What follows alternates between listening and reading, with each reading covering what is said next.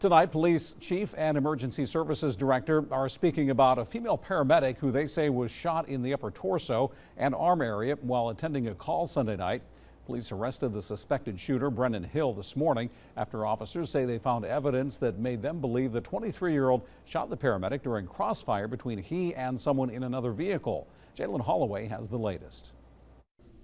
It's been just over 24 hours since Kinston police say a Lenoir County emergency services paramedic was shot while doing what she loves. We've preached scene safety, but every scene can become unsafe, so it's just something that's always in the back of our head. Police Chief Keith Goyette says officers were on the way to help EMS, who was already at 705 Maryland Drive for a standard call Sunday night, but didn't know aid would be used on a fellow first responder. There were several EMS personnel there. She just happened to be the one that got struck, unfortunately.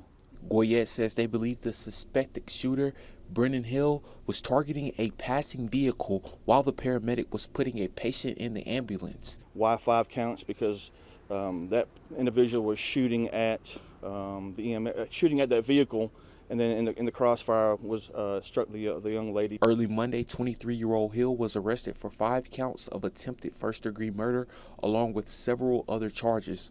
Lenoir County EMS Director Murray Stroud says the situation is gut-wrenching.